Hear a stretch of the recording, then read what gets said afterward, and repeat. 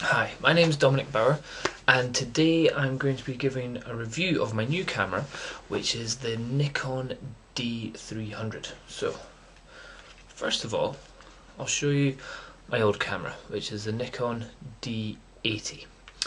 Really good camera. I enjoyed it lots. I've had it for about a year now, and there's no faults to it, but there were definitely improvements that I could get.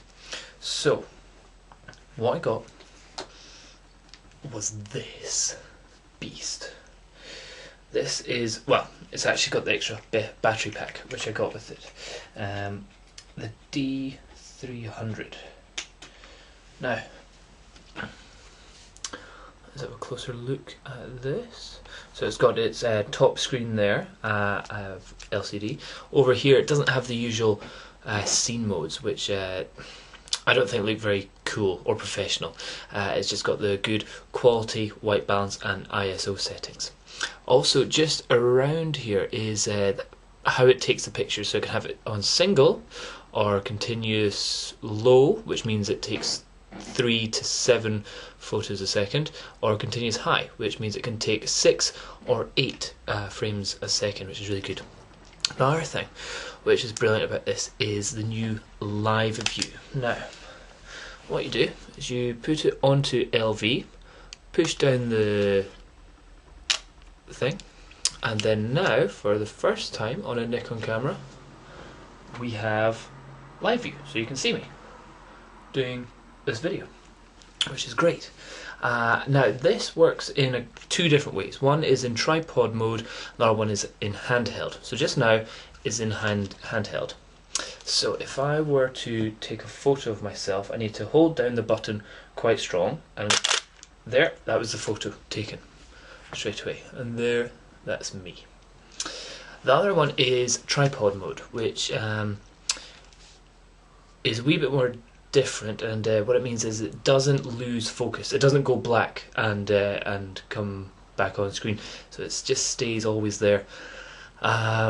It's a bit slower in getting focus, but it is very, very accurate, which is good. Now, the other thing about this is the battery life, which is immense. I've taken about 1,300 photos with the battery in this, and it's still running. I don't know when it's going to end. It's unbelievable. And also with the extra battery pack, which is for the D300 only, it could just go on forever. It seems like it's unbelievable.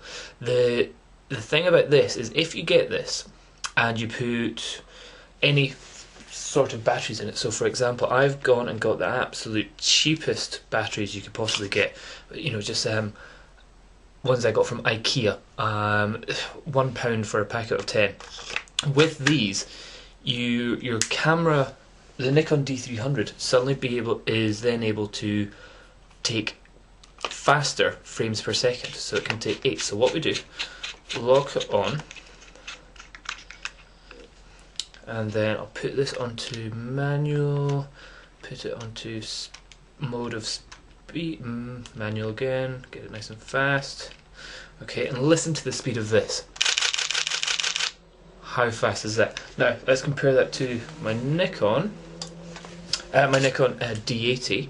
Put it onto manual, get it nice and fast. Whew, big difference in speed. Let's hear them together. So D80, D300. Much better. Without the extra battery pack, so if we take the battery pack off, the maximum speed is 6 frames a second. So let's hear that.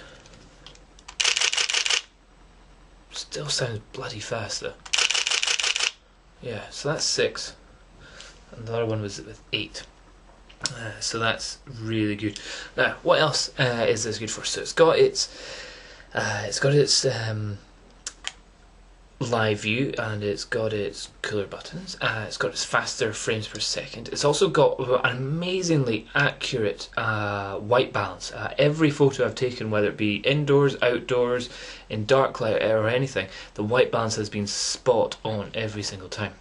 Another thing is if we look at the back between the D80 and the D300, they look very, very similar, but the D80, the screen is definitely smaller compared to the D300. So this one is now a 3-inch screen, I think, or is it even more?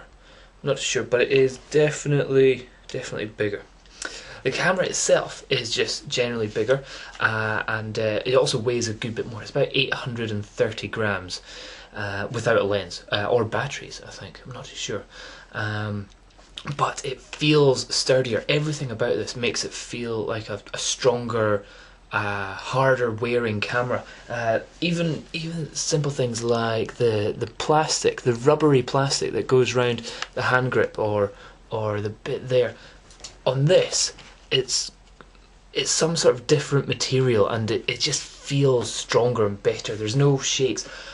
Talking about shakes, this camera also has a not vibration reduction, that's all in the lenses. Nikon likes to keep it in the lenses, but it does have a vibration thing on the lens to get the dust off. So it's a dust reduction system, and it's I think they call it hypersonic, which doesn't really mean anything, but what it is, it just shakes it really fast, if you've got good hearing, you'll hear a thing going like somebody scratching down glass, and that's it cleaning the actual lens, so it should stop there being too many dust problems.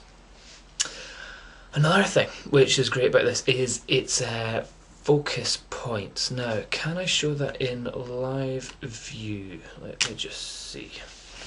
Okay, so at the moment you'll see there's one red dot there. That's because we've got it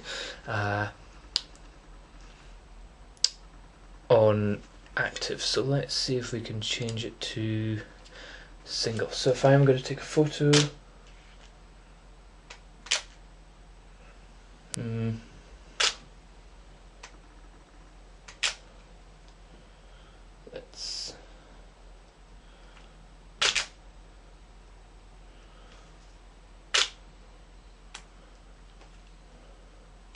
okay, can't really show that with the camera at the moment.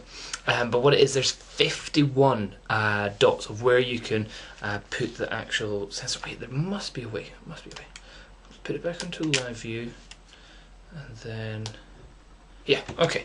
So this is almost like it. So if I play with the cursor, so see the little red dot is moving around. It's got all these opportunities of places where it can be focused. So that's a nice addition, so you can choose lots of different places.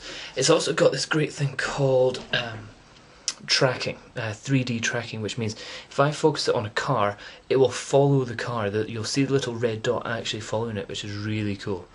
Yeah, it's also 12.3 megapixels, which is handy. So compared to the D80, you're getting an extra 20% more pixels per square inch.